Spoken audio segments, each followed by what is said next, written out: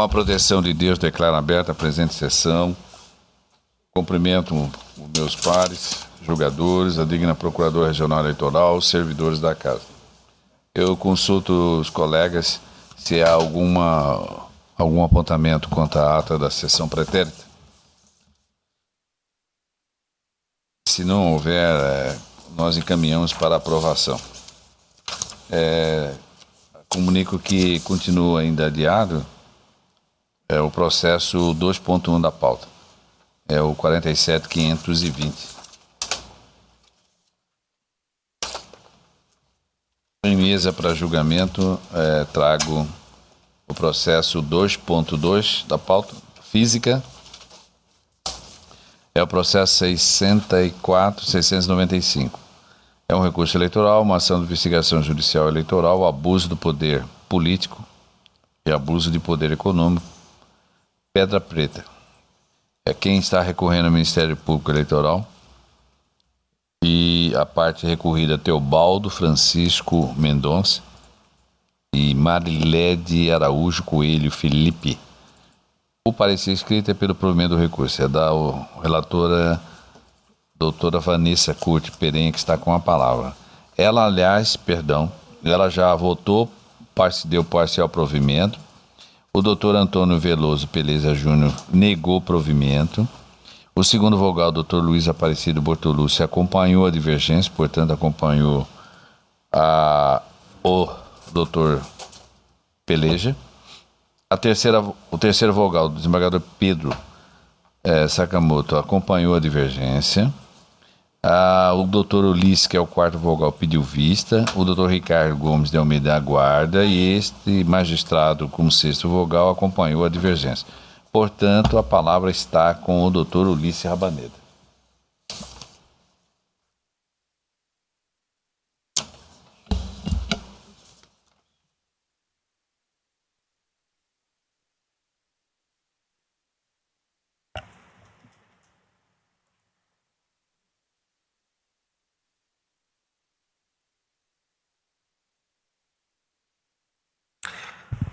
Senhor presidente, inicialmente eu estou submetendo ao plenário uma questão de ordem neste caso, antes de apreciar o mérito. Eu já fiz a liberação aí no sistema, eu estou dizendo o seguinte: pedi vista dos autos para melhor formar o meu convencimento acerca da matéria posta a exame. Essa é a questão de ordem que eu estou submetendo ao plenário. Fazendo um rápido retrospecto, anoto que o caso se trata de uma ação de investigação judicial eleitoral que tramitou perante a 46ª Zona, tendo como autor o Partido Democrático Trabalhista, PDT, Comissão Provisória de Pedra Preta, e como demandados Marileide Araújo Coelho Felipe e Teobaldo Francisco Mendonça. Em linhas gerais, a presente agem retrata que a requerida Marileide Araújo Felipe, na qualidade de então prefeita do município de Pedra Preta, candidata à reeleição, teria praticado conduta vedada e abuso de poder político nas eleições de 2016, na medida em que teria instituído o programa denominado Bolsa Cascalho, supostamente distribuído à população carente em troca de votos, bem como teria havido acréscimo significativo na aquisição de gêneros alimentícios do município em razão do aumento de cestas básicas que também teriam sido distribuídos à população em troca de votos. Julgada improcedente a ação, apelou ao Ministério Público, pugnando pela reforma da sentença para o fim de condenar Marileide Araújo Coelho Felipe. A eminente relatora, doutora Vanessa Curti Perenha Gasques, em sessão pretérita, deu provimento ao recurso, para o fim de julgar procedente a presente ação, exclusivamente em relação a Marileide Araújo Felipe, registrando no dispositivo de seu voto. E aqui transcrevo o dispositivo. Já o ilustre juiz-membro, Dr. Antônio Veloso Peleja Júnior, entendeu por desprover o recurso, pois, na sua compreensão, os recorridos não foram eleitos, o que acarretaria a perda superveniente do interesse recursal. Na sessão do dia 27/8/2018, este egrégio plenário, por ocasião do meu pedido de vista, acolheu proposta no sentido de oportunizar às partes, com base no princípio da não surpresa, manifestação sobre o conhecimento ou não do recurso, já que, durante os debates, detectou-se que o recorrente, a despeito da existência de litisconsórcio passivo necessário formado na origem, apresentou o recurso em desfavor de apenas um dos demandados. Os recorridos, na ocasião, deixaram de se manifestar. Já o Ministério Público Eleitoral, ora recorrente, em manifestação, pugnou pelo conhecimento do recurso, já que, aspas, diante da não reeleição, vê-se que não houve proveito em face do vice, o qual não praticou conduta vedada. O recurso deve ser recebido e processado por não conter vício em relação ao polo passivo, fecho aspas. Pois bem, na hipótese, não há qualquer dúvida de que a ação foi proposta na origem contra a candidata à reeleição ao cargo de prefeita, Marileide Araújo Felipe, e seu candidato a vice-prefeito, Teobaldo Francisco Mendonça.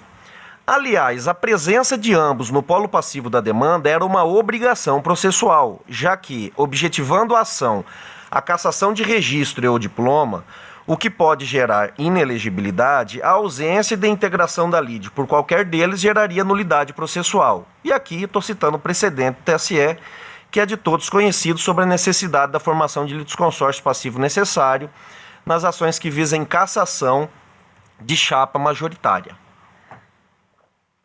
No caso em análise, a despeito da regular formação de litisconsórcio passivo necessário na origem, a ação foi julgada improcedente em relação a ambos, sendo que o Ministério Público, ao recorrer, o fez apenas em relação a um dos demandados. Destaco, eminentes pares, que eu li e reli a peça recursal. Nela, resta claro que o recorrente objetiva a reforma da sentença apenas e unicamente em relação à recorrida Marileide Araújo. Veja, a propósito, excertos da peça recursal. E aqui destaco dois excertos da peça recursal que são importantes, e contudo registro que no conteúdo da peça, conforme também foi detectado pela própria relatora, não se extrai o interesse do Ministério Público na reforma da sentença quanto ao vice. Então, disse a peça recursal: trata-se de recurso eleitoral interposto com escopo de ver reformada a respeitável sentença prolatada, a fim de que seja reconhecido o abuso de poder político ou econômico veiculado na AIJ, ajuizado pelo Partido Democrático Trabalhista, com consequente condenação da recorrida Marileide Araújo Coelho Felipe. Ao final consta: posto isso, requer o Ministério Público Eleitoral seja conhecido o presente recurso, eis que preenchidos seus pressupostos objetivos e subjetivos de admissibilidade, para o fim de dar-lhe provimento quanto ao mérito, reformando-se a respeitável decisão para aplicar sanção prevista na Lei Complementar 6490 à representada Marileide Araújo Coelho Felipe.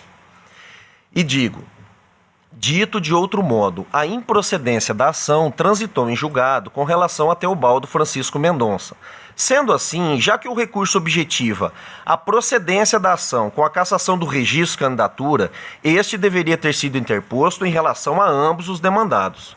Se a ação não poderia ter sido proposta apenas em relação a um deles, sob pena de nulidade, o recurso, de igual modo, não poderia ter sido interposto em relação a apenas um, pois eventual provimento atingirá a esfera jurídica de ambos. A propósito, o recurso não instala nova relação jurídica. É ele uma etapa dentro da mesma ação, de modo que, se esta deve se desenvolver com a presença de múltiplas pessoas no polo passivo, por óbvio que o recurso, para ser viável, deve ser interposto contra todas elas, exceto se o litisconsórcio fosse facultativo, o que não é o caso. Quanto ao tempo, estou citando o artigo 115.1 do novo Código de Processo Civil, poupo Vossa Excelência da leitura, e continuo. Ora, eventual cassação de registro pleiteada no recurso atingirá a esfera jurídica do litisconsorte passivo que não foi alvo do apelo, pois, de igual modo, terá seu registro de candidatura desconstituído, mesmo já tendo havido trânsito em julgado da sentença. Neste caso, eventual procedência da AIJ com desconstituição de registro de candidatura pode atrair ao candidato a vice-prefeito inelegibilidade reflexa, a ser avaliada e julgada em eventual e futuro registro de candidatura. Quanto a isso, não pode esta Corte prever neste momento se no futuro, em eventual registro de candidatura, de fato se concluirá que o candidato a vice-prefeito foi mero beneficiário, a não fazer incidir quanto a ele uma inelegibilidade. Estou citando o precedente do TSE, quanto ao efeito ao vice da decisão proferida contra o candidato cabeça de chapa na eleição majoritária. onde o TSE registrou que, aspas, em razão da unicidade monolítica da chapa majoritária, a responsabilidade dos atos do titular repercute na situação jurídica do vice, ainda que este nada tenha feito de ilegal, comportando-se exemplarmente. Estou citando a fonte. Ademais, a existência ou não de litisconsórcio passivo necessário se avalia diante dos limites dos fatos retratados na inicial. É a súmula 62 do TSE, tomando por base todas as penas que hipoteticamente poderiam ser aplicadas no caso concreto. Em outras palavras, entendo não haver solidez afirmar, para sanar a irregularidade, que basta a decisão de mérito do recurso se circunscrever, em caso de provimento, na aplicação de multa, sem cassação do registro, o que, a meu juízo, seria contra a legem. Por fim, o fato de a recorrida não ter sido eleita na oportunidade não altera esta conclusão, já que, segundo o TSE, aspas, a sanção de cassação não se justifica apenas em relação àqueles que lograram êxito no pleito, mas também em relação a candidatos derrotados, tendo em vista o bem jurídico protegido pela norma, consistente na proteção à liberdade individual do eleitor e do seu sufrágio, bem como a necessidade de observância da isonomia entre candidatos, eleitos ou não. Estou citando a fonte. Com essas considerações, senhor presidente, inexistindo, a meu juízo, com a devida vênia, possibilidade de o recurso prosperar de forma válida diante do trânsito em julgado da sentença quanto ao litisconsórcio passivo necessário, eu submeto ao colegiado e acolho a presente questão de ordem para não conhecer do recurso por ausência de interesse recursal. É o voto, presidente. Estou submetendo ao colegiado. Submeto a questão, primeiramente, à própria relatora. Senhor presidente, eu mantenho meu voto é pelo conhecimento. Sim, então a senhora não acolhe a questão de ordem. Isso. O doutor Peleja? Não, também não acolho, não mantenho a divergência que foi proposta.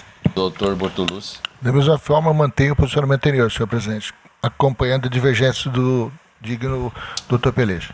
Desembargador Pedro Sakamoto? Da mesma forma, senhor presidente. Acho que já foi submetido julgamento, né? Então, eu mantenho minha... Doutor Ricardo? Senhor presidente, só para ver se eu entendi bem, a parte,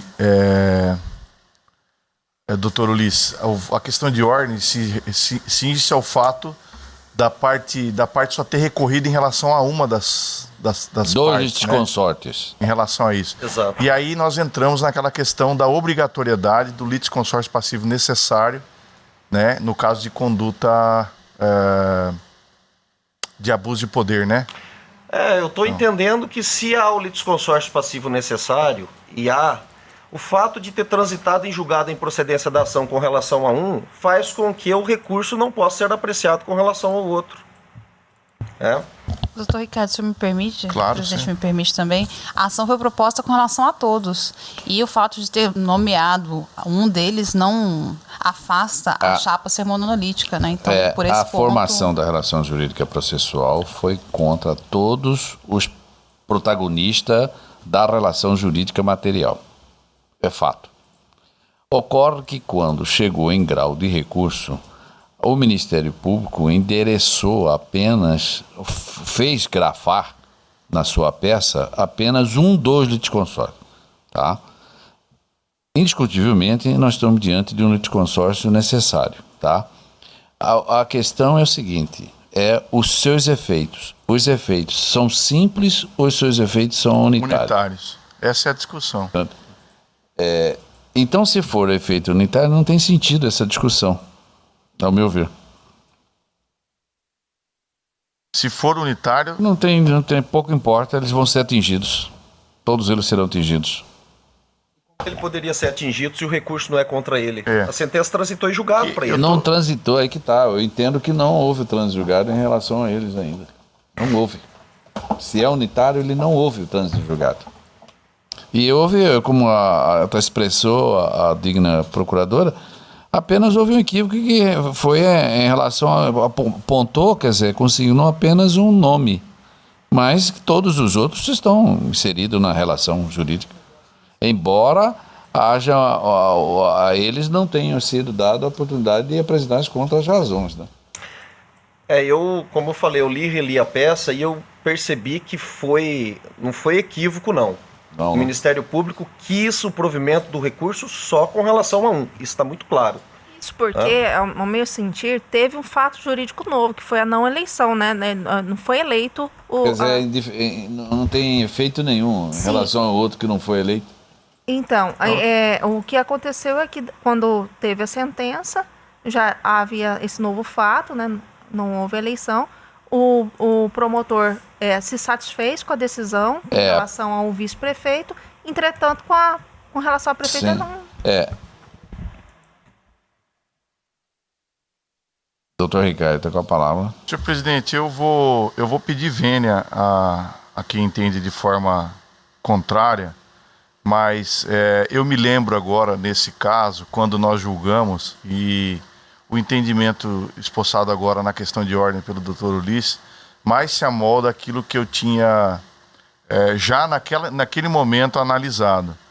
E de modo que eu vou pedir vênia, mas eu vou acompanhar a questão de ordem, pelo não conhecimento do recurso. Com todo respeito ao arguinte da questão de ordem, eu acompanho a divergência. Então, por maioria, está rejeitada a questão de ordem. O senhor prossegue, por favor. Obrigado, presidente. Quanto ao mérito, a doutora relatora proveu o recurso para o fim de reconhecer a prática de conduta vedada nos modos da fundamentação acima, as palavras da doutora Vanessa, declarando a cassação do registro da recorrida Marilédia Araújo Coelho Felipe, aplicando-lhe também multa. Já o ilustre juiz-membro, doutor Antônio Veloso Peleja Júnior, entendeu por negar provimento ao recurso, com o argumento de que, aspas, os recorridos não foram eleitos, o que faz cair por terra a questão da aplicação da cassação do registro, havendo a perda superveniente do interesse processual em relação a este particular, fecho aspas. O entendimento sufragado pelo voto divergente, a meu sentir e com a devida vênia, abriria perigosíssimo precedente. Isso porque, se a perda superveniente de objeto quanto ao pedido de cassação de registro de candidatura, pelo fato de os candidatos não terem sido eleitos, estes, apenas em razão de terem sucumbido à vontade das urnas, não seriam passíveis, mesmo praticando graves ilícitos eleitorais, de inelegibilidade. Dispõe a Lei Complementar 6490. E eu estou trazendo aqui o artigo 1º, 1J da Lei 64, Lei Complementar 6490. Poupo Vossa Excelência da leitura, né? Aqui está tratando de inelegibilidade. E eu digo, aqui a linha J, né, fala que são inelegíveis os que forem condenados em decisão transitada em julgado ou proferida por órgão colegiado da Justiça Eleitoral, por corrupção eleitoral, captação ilícita de sufrágio, doação, captação ou gastos ilícitos de recurso de campanha, ou por conduta vedada aos agentes públicos em campanhas eleitorais, que impliquem cassação de registro ou do diploma por prazo de 8 anos a contar da eleição. Ora, conforme se vê, apenas estará sujeito à inelegibilidade por conduta vedada aos agentes públicos aqueles que tiverem sido condenados por decisão que implique cassação do registro ou diploma. Exatamente nesta direção já decidiu o TSE. E aqui estou citando o presidente eminentes pares, precedente do TSE, no sentido de que precisam estar conjugados 3 requisitos para que haja a inelegibilidade nesses casos. Um deles é a necessidade de pronunciamento judicial aplicar a cassação do registro ou diploma. Sem cassação de registro ou diploma, não há a inelegibilidade da linha J. E digo, dito de outro modo, a prevalecer o entendimento de que o insucesso nas urnas leva ao prejuízo do pedido de cassação do registro de candidatura em razão de conduta vedada, estar-se-ia a dizer, em linguagem diversa, que aquele que perde a eleição não tem possibilidade de ficar inelegível diante de práticas nocivas, mesmo a ação tendo sido proposta a tempo e modo, mas julgada após o pleito. O fato de o candidato não ter vencido as eleições autoriza, caso procedente eventual ação, a cassação do registro de candidatura, ainda que o efeito decorrente deste ato seja único e exclusivo para fins de implementar inelegibilidade ao infrator. O TSE, a propósito desse debate, já decidiu, verbis, e aqui cito a premissa menor de julgado recente do TSE, no seguinte sentido, aspas, o fato de o agravante não ter sido eleito não impossibilita a imposição de penalidade cumulativa de cassação a que se refere o artigo 41A da Lei 9.504/97, uma vez que a reprimenda é cabível em relação ao registro de candidatura. A sanção de cassação não se justifica apenas em relação àqueles que lograram êxito no pleito, mas também em relação a candidatos derrotados, tendo em vista o bem protegido pela norma, consistente na proteção à liberdade individual do eleitor e do seu sufrágio, bem como a necessidade de observância da isonomia entre candidatos, eleitos ou não. Estou citando a fonte, acórdão de relatoria do ministro Henrique Neves, julgado em março de 2016. E digo, anoto por pertinente que o TSE tem proclamado a perda superveniente de objeto em ações eleitorais que visem cassação de registro ou diploma, caso tenha havido transcurso do mandato a que as eleições se refiram, não a simples derrota nas urnas. E estou citando aqui precedente nesse sentido. Portanto, com a devida vênia, entendo, diferentemente do que assentou o voto divergente, que não há perda de objeto no caso concreto a inviabilizar a análise meritória do recurso quanto à ocorrência ou não dos ilícitos eleitorais objetos da ação. Assim sendo, passo à análise do pleito. É fato incontroverso que a Prefeitura de Pedra Preta entregou caminhões de cascalho à população de baixa renda no ano das eleições de 2016, enquanto a recorrida era candidata à reeleição. Todavia, com todas as vênias da douta relatora, a distribuição no chamado pelo autor Bolsa Cascalho me pareceu regular. Registra a Lei Municipal 636 de 2011. Aqui o artigo 1º diz: fica o Poder Executivo Municipal autorizado a fornecer cascalho destinado a atender às necessidades de infraestrutura da população de baixa renda, de produtores rurais e assentados no município de Pedra Preta. E digo, para a distribuição de bens se enquadrar na exceção do parágrafo 10º do artigo 73 da Lei das Eleições, ela deverá ser objeto de programa social autorizados em lei e já em execução orçamentária no exercício anterior. No caso, além da previsão legal, também vislumbro a execução do programa em anos anteriores. Consta dos autos o ofício 90/2017, subscrito pela chefe de cartório da 49ª Zona Eleitoral, onde há determinação do juízo para que a administração pública municipal apresentassem todas as requisições de entrega de cascalho e aterro nos anos de 2015 e 2016. Já na atual gestão, na resposta encaminhada através do ofício 3/2017, consta que, aspas, segue documentação em envelope solicitada com aproximadamente 125 cópias de requisições e fecho aspas. Na documentação apresentada, existem 3 requisições de entrega de cascalho pela Prefeitura relativas ao ano de 2015. Folhas 411, 434 e 451.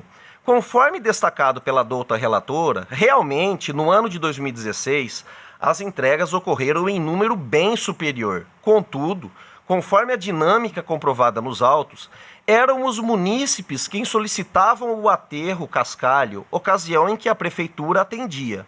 Em outras palavras, se existiram apenas 3 requisições em 2015 e várias outras no ano seguinte, não é possível concluir apenas por isso se o descompasso se deu voluntariamente ou porque naquele ano poucas pessoas pediram a benesse e em 2016 um número maior solicitou.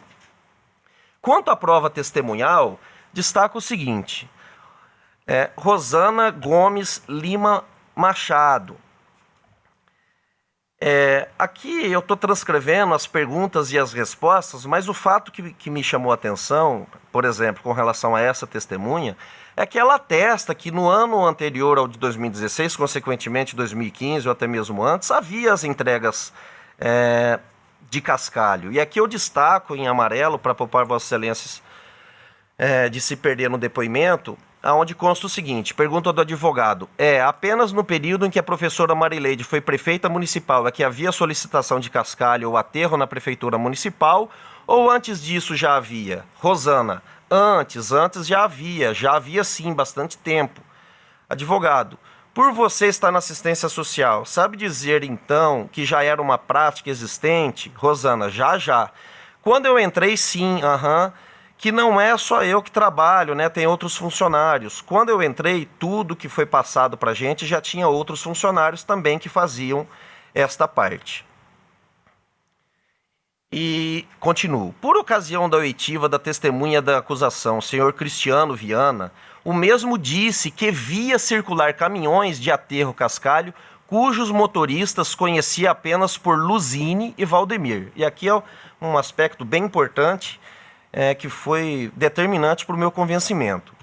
O autor da investigação judicial eleitoral, então, requereu e o juízo deferiu as oitivas dos servidores municipais Luiz Henrique Luzini e Valdemir Rodrigues Pereira. Quando da oitiva, a defesa dos demandados contraditou a testemunha Valdemir Rodrigues Pereira, alegando a sua suspeição, pois além de ser irmão do atual prefeito de Pedra Preta, que então era candidato em uma chapa contrária aos recorridos, esta pessoa concorreu naquele pleito ao cargo de vereador na coligação apoiada pela candidatura de seu consanguíneo do atual prefeito. Após ouvir o representante e o Ministério Público, o juízo indeferiu a contradita. Em seu testemunho, o senhor Valdemir, que é servidor concursado municipal há mais de 21 anos, trabalhando como motorista de caminhão, afirmou. E aqui, presidente, de igual modo, eu destaquei em amarelo para facilitar a leitura dos eminentes pares. O advogado pergunta. E esse daqui é irmão do candidato a vice-prefeito da coligação adversária, né? O senhor, especificamente, trabalhando como motorista, o senhor fez alguma entrega de cascalho no ano de 2015? Valdemir, 2015 fiz também. Advogado, em que quantidade? Nessa mesma quantidade ou em que quantidade? Valdemir, mais ou menos nessa mesma quantidade. O advogado, nessa quantidade? Valdemir, mais ou menos nessa quantidade, 2015 e 2016. Advogado, 2015 o senhor também fez entrega? Sim. Advogado, e o procedimento era o mesmo? Valdemir, era o mesmo. O advogado da recorrida fez os seguintes questionamentos. Outros anos, o advogado, outros anos, quando havia cascalho disponível e as pessoas precisavam, a prefeitura entregava o cascalho também? Entregava. Advogado, então nesse período que o senhor é funcionário e trabalha com caminhão de cascalho, com caminhão na prefeitura, ao longo de toda a vida que o senhor é funcionário público lá, sempre que havia alguma pessoa, Valdemir, alguma oportunidade de fazer a entrega de cascalho eu entregava. Eu trabalho sempre no ramo do trecho, das estradas. Como sobrava oportunidade, aí a entrega de cascalho, aí eu entregava. Continuo. A outra testemunha, o senhor Luiz Henrique Luzini, eu também estou fazendo aqui as transcrições do seu depoimento e estou concluindo, senhor presidente, no seguinte sentido. Deste modo, restou provado, além da existência de lei, a efetiva entrega do cascalho aos munícipes em anos anteriores ao de 2016, a satisfazer ao meu juízo a exceção prevista no parágrafo 10º do artigo 73 da Lei 9.504/97. Com essas considerações, pedindo vênia à douta relatora, eu acompanho a divergência por outros fundamentos e nego o provimento ao recurso, mantendo a improcedência da ação. É como voto, senhor presidente. O colega está acompanhando a divergência, porém sobre outro fundamento. Como vota o doutor Ricardo Gomes? Senhor presidente, eu vou pedir vênia à relatora, acompanha a divergência. Então proclama o resultado. O tribunal, por maioria, rejeitou a questão de ordem suscitada pelo quarto vogal e, no mérito, por maioria, negou provimento ao recurso, nos termos do voto do douto, primeiro vogal, segundo, terceiro, quarto, quinto e sexto vogal. Vencida a relatora. Na sequência, em mesa, doutor Rabaneda, uma continuação do julgamento também, com pedido de vista formulado pelo doutor Veloso Peleza Júnior. É o processo 2.3, é uma continuação em julgamento, portanto, 63.969. É um recurso eleitoral de prestação de contas de candidato ao cargo de vereador de Vila Bela Santíssima Trindade, a primeira capital desta unidade da federação. O recorrente é Pedro Apolônio de França. O relator é o doutor Luiz Rabaneda dos Santos, que em seu voto proveu parcialmente para aprovar as contas com ressalva. O doutor Ricardo, que é o primeiro vogal, acompanhou o relator. A doutora Vanessa Curti Perenha, ela instaurou a divergência para votando pela anulação da sentença, com retorno ao juízo de primeiro grau. O doutor Antônio pediu vista do processo. O doutor Luiz Aparecido Bortolucci aguarda o pedido de vista. E o quinto vogal, que é o desembargador Pedro Sacamão, naquela oportunidade já acompanhou o relator. Portanto, concedo a palavra ao doutor Veloso Peleja.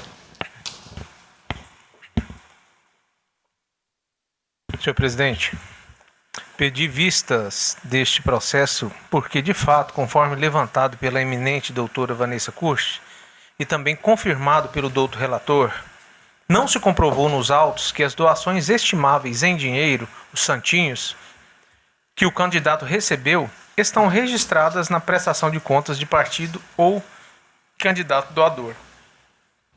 Quanto aos honorários advocatícios para defesa de interesses de candidato ou de partido político em processo eleitoral, o artigo 29, parágrafo 1º-A da Resolução 23463 os excluiu da caracterização de gastos eleitorais. Nesse sentido, acompanho o relator pelos fundamentos já por ele exarados. No que se refere ao material impresso, santinhos dupla face, a norma de regência pontua que são dispensadas de comprovação na prestação de contas, abre aspas, doações estimáveis em dinheiro entre candidatos ou partidos decorrentes do uso comum, tanto de sedes quanto de material de propaganda eleitoral, cujo gasto deverá ser registrado na prestação de contas do responsável pelo pagamento da despesa, fecha aspas. No caso dos autos, houve a alegação da utilização da sede de materiais de propaganda eleitoral impresso em dupla face. O que se está em xeque é a comprovação desse gasto, que deveria ter sido registrado na prestação de contas. Efetivamente, consoante o salientado pelo relator, não há indícios de recebimento de outras doações, tampouco a comprovação da despesa. É certo que, nos termos do artigo acima mencionado, dispensam-se de comprovação na prestação de contas as doações estimáveis em dinheiro de materiais de propaganda eleitoral, mas o gasto deverá ser registrado na prestação de contas do responsável pelo pagamento da despesa. Tomando-se de forma rigorosa a linha do acórdão 26283, referente ao recurso extraordinário 416.58, deve-se ter em mente que o referido acórdão não prescindiu de que o prestador de contas comprove a origem do material doado ou poupá-los da leitura. Perdão, é um recurso aqui no âmbito do nosso tribunal aqui, recurso eleitoral, perdão, tá? É um recurso eleitoral que versa sobre o tema e vai justamente na linha do que preceitua a doutora Vanessa Curti Perenha Gatti da necessidade de comprovação desse material. Não obstante isso, deve-se ter em consideração que foi do próprio candidato, a informação que recebera doação de santinhos, impressos duplos, do candidato ao pleito majoritário, folhas 40. Nesse sentido, atento ao fato do diminuto número de votos auridos pelo prestador, 38 votos, o que demonstra de forma reflexa o inexpressivo volume de gastos de campanha, é necessário aplicar as regras da razoabilidade e excepcionar o entendimento normativo, na exata dimensão do pontuado pelo ministro Tarcísio Vieira no recurso especial eleitoral 29273. Tá? Então ele pontua aqui a inexistência de má-fé, no item 2 aqui ele pontua, o excelentíssimo ministro pontua que a irregularidade só foi constatada pelo esclarecimento do próprio candidato, que se adequa à situação, também de que não se comprometeu a confiabilidade, não houve má-fé por parte do candidato. Então, assim, por esse motivo, assim, eu concordo com a pontuação da doutora Vanessa, tá? Mas, assim, pelo volume reduzido de votos que ele obteve, eu adiro à pontuação do ilustre Dr. Ulisses Rabanese, e por esse motivo acompanho o eminente relator para, no caso específico e excepcionalmente, atento à situação concreta, aplicar a regra da razoabilidade e aprovar as contas com ressalvas. É como voto, senhor presidente. Doutor Lúcio. Acompanho o digno relator, senhor presidente. Então, por maioria, deu parcial provimento para aprovar as contas com ressalvas, nos termos do voto do doutor relator. Em dissonância com o parecer ministerial.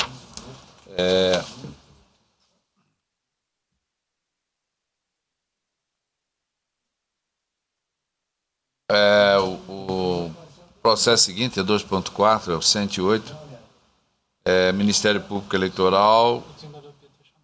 Foi não?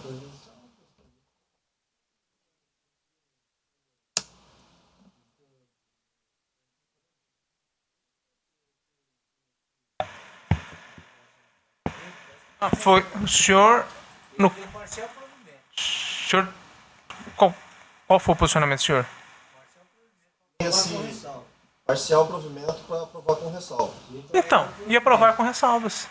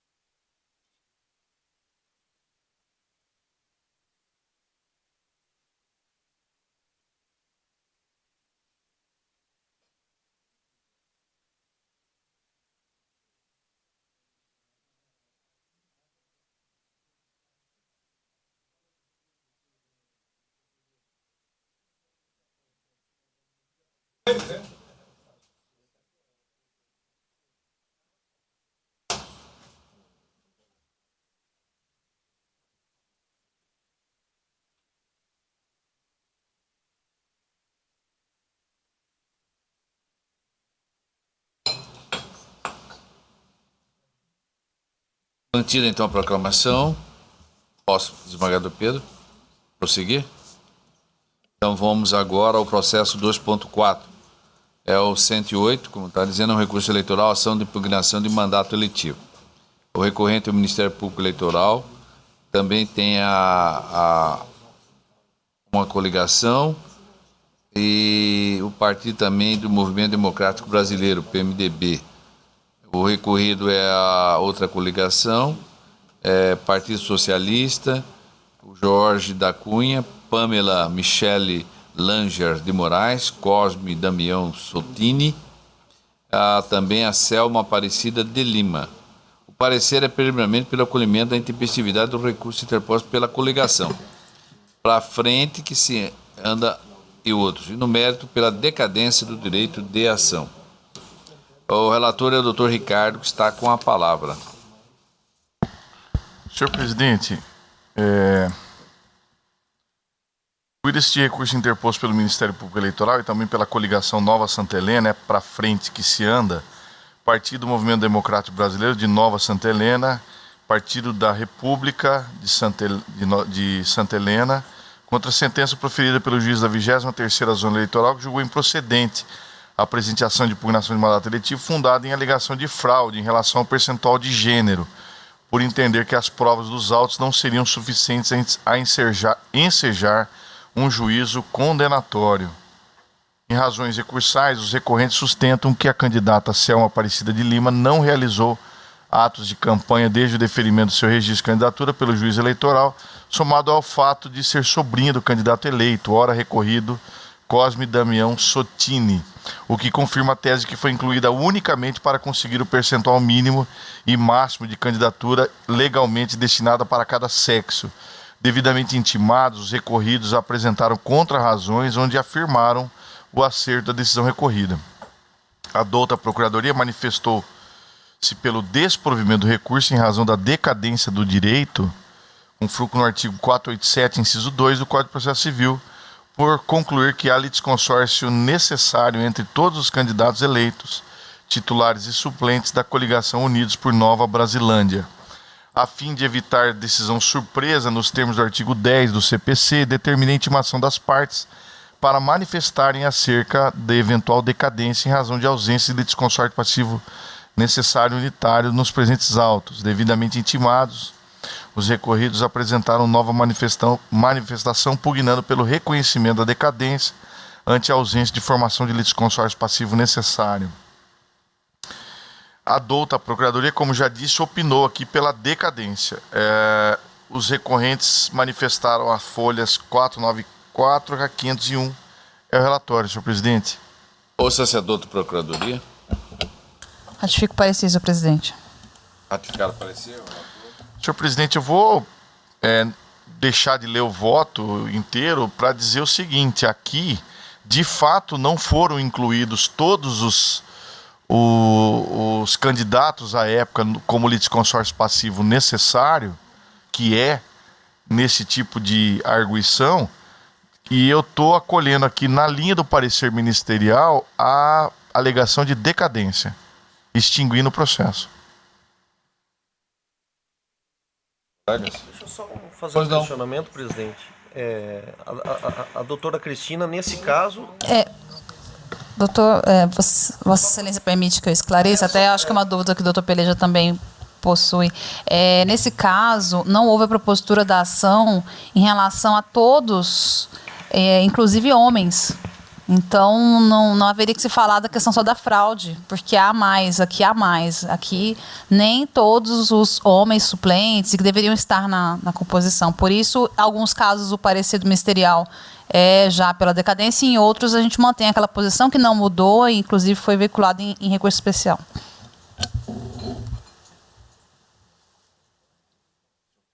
Então, de acordo. Então, vamos lá. O tribunal, por unanimidade, reconheceu a prejudicial de decadência e julgou extinto o processo com resolução do mérito. Nos termos do voto do doutor relator, em consonância parcial com o Ministério Público. Encerrada a pauta física. É o único que eu tenho. Agora vamos à pauta eletrônica, desembargador Pedro Sakamoto. Nós temos um habeas corpus, com pedido liminar, liberação de paciente e ato do juiz da 43ª Zona Eleitoral de Sorriso. Quem é o impetrante é o Jorge e a Suda, que é um advogado. O paciente é Miguel da Silva Soares. A parte impetrada é o juízo já mencionado. O parecer é pela manutenção da ordem pleiteada, tão somente para não exigir o pagamento da fiança, mantendo-se as demais medidas cautelares estipuladas no primeiro grau. Com a palavra o digno colega, desembargador Pedro Sakamoto.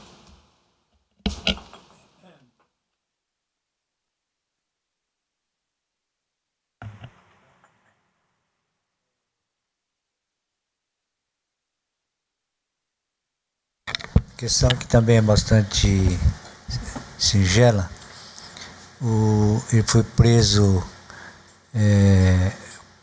por suposta infringência ao artigo 299 do Código Eleitoral. Foi habilitado fiança no valor de 15 salários mínimos. Ele disse que não tinha condições de fazer o depósito do referido valor, e o magistrado manteve a prisão, entrou com o habeas corpus. Eu concedi a ordem e estou mantendo, né, esse mesmo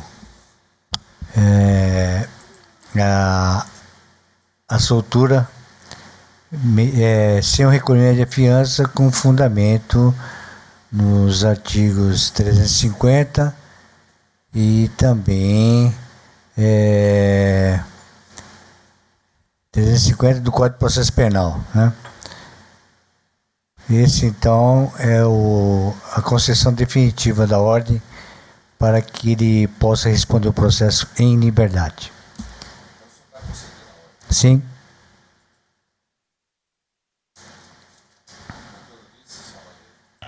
Senhor presidente, estou de pleno acordo com o relator. Eu só entendo que é o caso, me parece ser o caso, de estender a concessão da ordem para o Corréu, tendo em vista que, pelo que observei aqui, tanto um quanto o outro declararam renda no momento do auto de prisão em flagrante. O paciente declarou renda mensal de R$10 mil e teve uma fiança de 15 salários mínimos. Isso. O Corréu declarou uma renda mensal de R$4 mil e teve uma fiança de 10 salários mínimos. De modo que isentarmos da fiança o paciente e simplesmente ignorarmos que ele está na mesma circunstância do corréu, parece que seria, né, seria o caso de utilizarmos o 580 Código de Processo Penal e estender para ele a concessão da ordem também para isentá-lo do recolhimento da fiança. E, evidentemente, se já recolhido, a devolução. Mas no caso, eu acredito que já deve ter sido liberado já, porque ele deve ter sido liberado o corréu também, porque não houve nenhuma manifestação, né, após a concessão. Mas eu também não tem nada, eu entendo que realmente é cabível sim a extensão, se for o caso. Porque nesse caso até acredito também, pelo que consta dos autos, que ele pagou essa fiança. O corréu deve ter pago a fiança, porque ele não pediu habeas aqui no tribunal, ele pagou. Mas nós estamos isentando da fiança o paciente que declarou mensalmente R$10.000, né? O corréu que declarou que recebe mensalmente R$4.000, né, ficaria numa situação... me parece que, apesar de estar em situações financeiras, o corréu ainda mais periclitante, se considerarmos que ele não tem condição, né?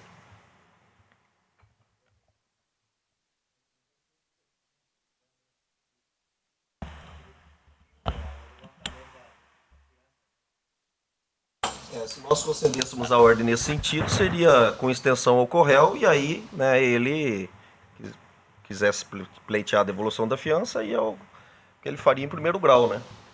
Na verdade, nós estamos nada mais nada menos que concedendo a ordem para cassar a decisão no ponto em que fixa a fiança, né? E eu estou sugerindo que façamos isso também em relação ao corréu preso na mesma circunstância.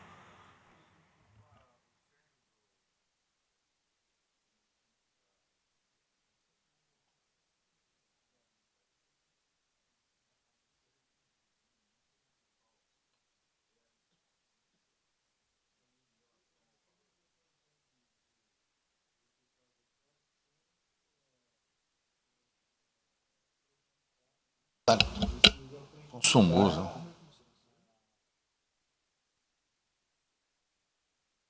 Assim, será que essa extensão do 580, ela se aplica também, além da restrição da liberdade, à questão da pecúnia, porque a mim parece que são questões individualizáveis. Então a situação de um pode ser que ele até ganhe mais, ele tem mais despesas, né? O outro pode ganhar menos, mas pode ter uma vida menos dispendiosa. Então, assim, penso que são critérios particulares e individualizados que teriam que ser apreciados com um pedido adequado.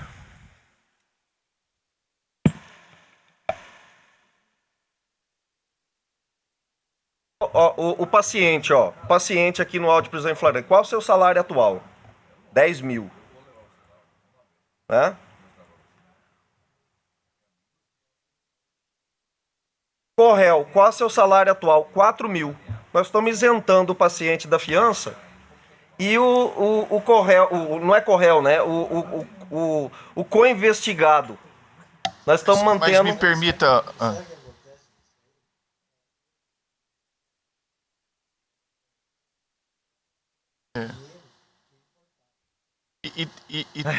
E tem uma coisa, e é uma declaração unilateral, né? Sim. Mas é exatamente esse o critério que eu estou observando, que é um dos fundamentos para a concessão da ordem. Está sendo dito aqui o quê? A fiança foi arbitrada em valor superior ao que ele ganha mensalmente.